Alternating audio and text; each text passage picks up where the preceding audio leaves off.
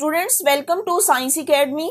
हम साइंस का chapter number 1 पढ़ रहे हैं, जिसमें हमने अपने प्रीवियस लेक्चर में रूट सिस्टम की बात की थी। आज हम शूट सिस्टम की बात करेंगे। अब शूट सिस्टम में प्लांट्स के एरियल पार्ट्स आ जाते हैं। एरियल पार्ट्स में उसकी स्टेम, लीव, फ्रूट्स और फ्लावर्स ये सब इंक्लूड है। लेकिन आपकी बुक में यहाँ पे सिर्फ दो स्ट्रक्चर को डिटेल में डिस्कस किया गया है, एक स्टेम और लीव। तो हम पढ़ते हैं स्टेम का स्ट्रक्चर। इस स्ट्रक्चर के लिए आप इस डायग्राम को देखें। जिस तरह हमने रूट का इंटरनल स्ट्रक्चर पढ़ा था, इसी तरह स्टेम का भी इंटरनल स्ट्रक्चर है। स्टेम की भी बाहर जो लेयर है उसको हम बोलते हैं एपिडर्मिस। लेकिन यहाँ पे एक एडिशनल लेयर है एपिडर्मिस के बाहर।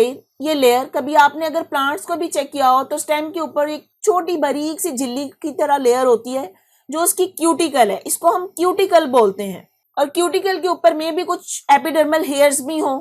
ये एपिडर्मल हेयर जो है वो रूट हेयर से डिफरेंट होते हैं। अच्छा जी, एपिडर्मिस के बाद अंदर आने वाले सेल्स हैं वो देखें जी कितने टाइप्स के हैं। इसमें एक जो है वो कोलनकाइमा सेल है, क्लोरेनकाइमा सेल है और पेरेनकाइमा सेल्स हैं। ये सारे के सारे एक्चुअली ये इसकी कॉर्टेक्स बनाते हैं। जिस तरह हमने रूट में उसकी कॉर्टेक्स पढ़ी थी और इसमें डिफरेंट टाइप ऑफ सेल पढ़े थे, इसी तरह प्लांट की स्टेम में भी ये इसकी कॉर्टेक्स है जो आगे से डिफरेंट टाइप ऑफ सेल से बनी हुई है, जिसमें कोलनकाइमा, क्लोरेनकाइमा एंड पेरेनकाइमा है। सबकी शेप डिफरेंट है और इनका फंक्शन भी डिफरेंट है। लेकिन आपकी बुक में इसकी डिटेल नहीं दी गई, तो इसलिए हम सिर्फ इनके नाम डिस्कस कर लेते हैं। फिर उसके बाद जो अंदर वाली लेयर है इसको हम बोलते हैं एंडोडर्मिस। एंडोडर्मिस के बाद वेस्कुलर बंडल्स आ जाएंगे। वेस्कुलर बंडल्स में फ्लोएम सेल्स आ जाएंगे और जाइलम सेल्स आ जाएंगे। और जिस तरह रूट का बिल्कुल अंदर वाला दरमियान वाला पोर्शन को पिथ बोलते हैं, इसी तरह स्टेम के जो बिल्कुल मिडल पार्ट है उसको पिथ बोलते हैं जी। तो यहाँ पे मेनली जो हम पढ़ रहे हैं वो जाइलम और फ्लोएम का ही स्ट्रक्चर पढ़ रहे हैं कि किस तरीके से जाइलम और फ्लोएम में वाटर की और फूड की ट्रांसपोर्ट होती है विद इन सेल बॉडी जी। आते हैं लीफ की तरफ। लीफ का स्ट्रक्चर हम पढ़ेंगे। अगर उसका वैसे ओवरऑल आप देखें, कोई भी लीफ देखा हो ये इस शेप में है, ठीक है। लीफ की जो आउटर बाउंड्री है जिसको नाम दिया गया है मार्जिन, और ये जो लीफ की डंडी उसको नाम दिया जाता है पेटियोल। अब आपने देखा है कि लीफ के अंदर ये इसकी दरमियान से एक जो शाख सी या ब्रांच निकल रही है, इसको हम नाम देते हैं मिड रिब, जो उसकी दरमियान से निकल रही है। मिड का मतलब होता है दरमियान, तो ये मिड रिब है। मिड रिब से आगे फर्दर इसकी ब्रांचेस निकल रही हैं जिसको वेन्स बोल रहे हैं। और ये ओवरऑल प्लांट्स की बाउंड्री है, जिस पूरा ये इसका लीफ का जो स्ट्रक्चर है ये पूरा जिसमें आ जाता है, इसको हम बोलेंगे ब्लेड। अगर हम प्लांट्स की लीफ को यहाँ से कट करें तो ये इसका स्ट्रक्चर कुछ ऐसा नजर आएगा। और यहाँ पे ये स्ट्रक्चर जो है इसका, ये इस डायग्राम में इसका इंटरनल स्ट्रक्चर शो किया गया है। उसकी डिटेल देखते हैं क्या है।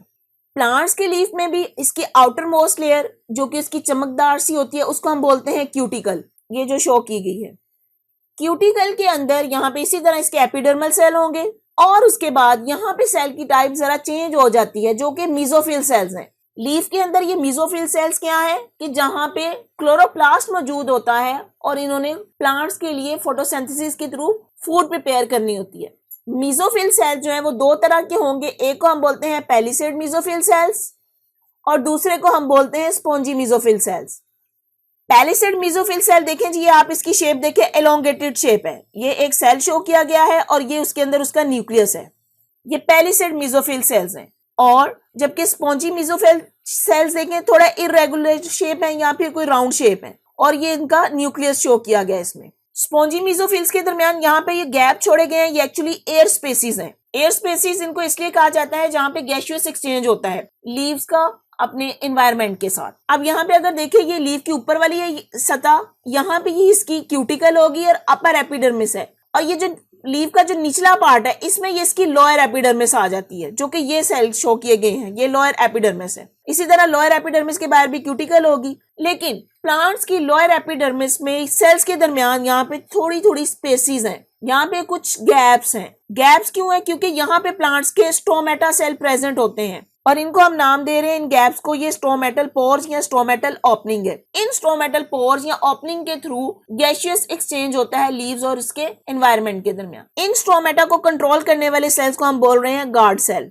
जिस तरह कहीं पे भी कोई गार्ड होता है एंट्रेंस पे किसी चीज को कंट्रोल करने के लिए, इसी तरह यहाँ पे प्लांट्स के लोअर एपिडर्मिस में गार्ड सेल्स होते हैं जो स्टोमेटल ओपनिंग को कंट्रोल करते हैं कि कब वो ओपन होंगी और कब वो क्लोज होंगी। और ये जो प्लांट्स की जो मिड रिब शो की गई है, जो ये वाली मिड रिब है, यहाँ पे ये जाइलम और फ्लोएम सेल्स होते हैं।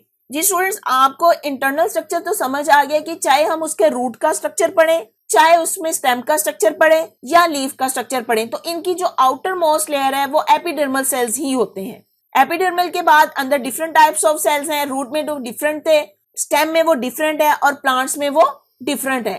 प्लांट के लीव्स में एपिडर्मल के बाद जो सेल्स आ रहे हैं वो मीजोफिल्स हैं। इनमें पैलिसेड मीजोफिल, स्पॉन्जी मीजोफिल्स। इनका काम फोटोसिंथेसिस का है और जाइलम और फ्लोएम का फंक्शन प्लांट्स के लिए फूड की ट्रांसपोर्ट करना और वाटर को ट्रांसपोर्ट करना रूट से लेके लीफ तक।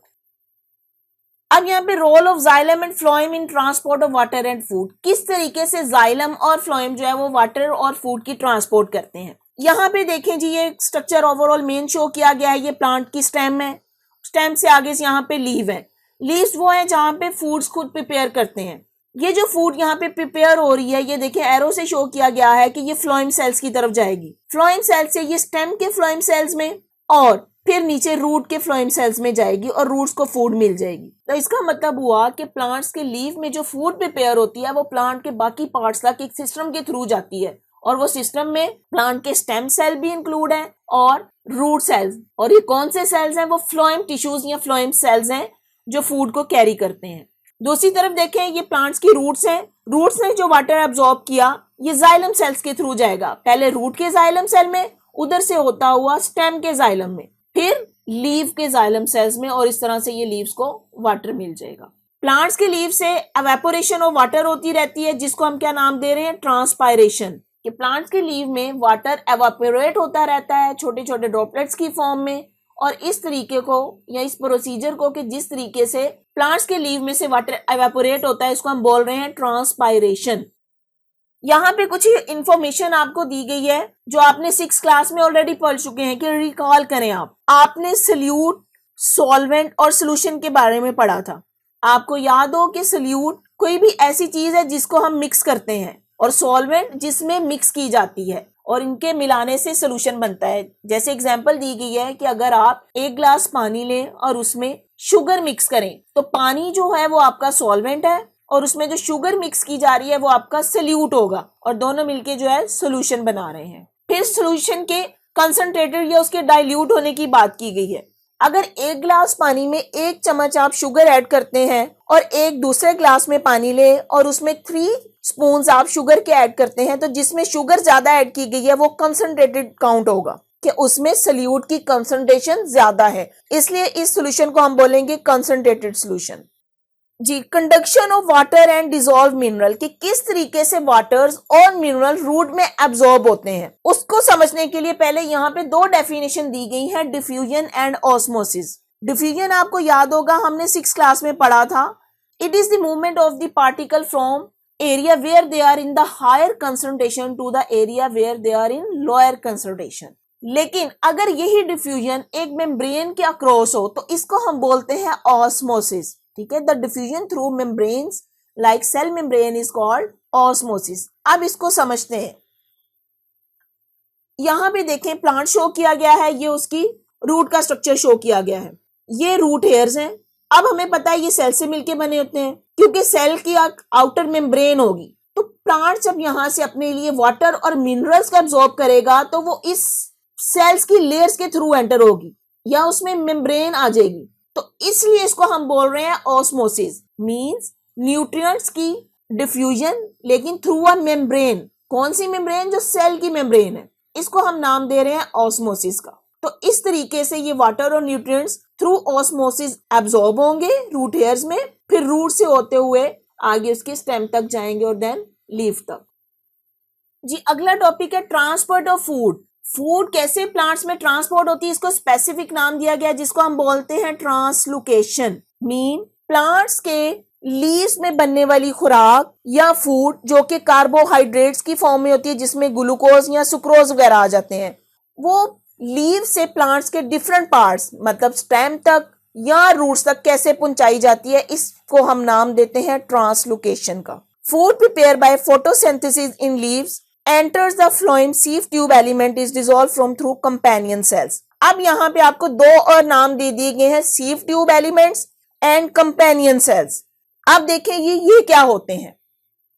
यहाँ पे स्ट्रक्चर शो किया गया है, ये प्लांट्स के लीफ सेल्स हैं जहां पे फोटोसिंथेसिस के थ्रू फूड प्रिपेयर होगी और वो फूड किस फॉर्म में होगी, चाहे ग्लूकोज होगा या स्टार्च होगा। इसके साथ यहाँ पे कंपेनियन सेल, कंपेनियन का मतलब आपको पता है साथी या दोस्त, तो ये सेल्स कंपेनियन सेल्स इसलिए कहते हैं कि ये यहाँ से बनने वाली खुराक को लेते हैं और आगे इसको फ्लोएम सेल्स तक ट्रांसपोर्ट कर देते हैं। और सीव ट्यूब से मुराद, सीव कहते हैं कोई ऐसी चीज जो सुराखों वाली हो। अब देखिए यहाँ पे जो फ्लोएम सेल है, यहाँ इसमें शो किए गए ये छोटे छोटे सुराख हैं, छोटे छोटे पोर्स हैं, इसको हम बोल रहे हैं ये सीव ट्यूब एलिमेंट्स हैं कि जिसमें छोटे पोर्स हैं, ये सीव्स हैं। इन सीव्स के थ्रू जो खुराक प्रिपेयर हुई है, जो फूड प्रिपेयर हुई है, सीव ट्यूब एलिमेंट्स के थ्रू मूव करेगी और फिर आगे से प्लांट की स्टेम में और रूट्स तक चली जाएगी। अब यहाँ पे देखिए रूट तक जाने के लिए भी यहाँ पे कंपेनियन सेल्स हैं जो फूड को ट्रांसपोर्ट कर रहे हैं रूट सेल्स तक। दूसरी बात की हमने जाइलम सेल्स की। जाइलम का काम क्या है, वाटर को एब्जॉर्ब करना रूट से और प्लांट की स्टेम और लीफ तक पहुंचाना। अब यहाँ पे देखें ये जाइलम सेल्स हैं, जाइलम सेल्स वाटर एब्जॉर्ब कर रहे हैं और इसको प्लांट की लीफ तक लेके जा रहे हैं। अब डिफरेंट बात जो यहाँ पे की गई है कि xylem tissues consist of dead cells. आपने ये बात याद रखनी है कि जो जाइलम सेल्स हैं वो डेड सेल्स होते हैं, which join end to end with no end walls to form a continuous tube. अब यहाँ पे देखें ये कंटिन्यूस ट्यूब बनी हुई है जिसमें वाटर एब्जॉर्ब होता जाता है और आगे ट्रांसपोर्ट होता जा रहा है, ठीक है।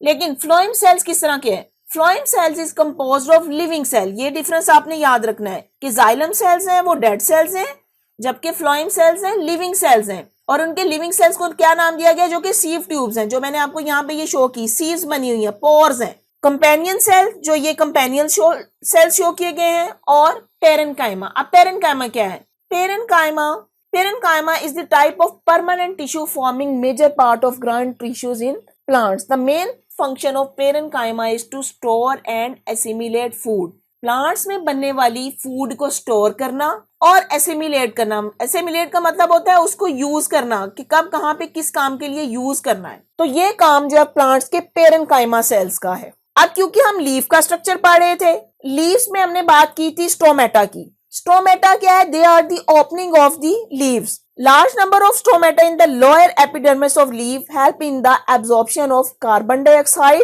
and release of surplus oxygen in the environment.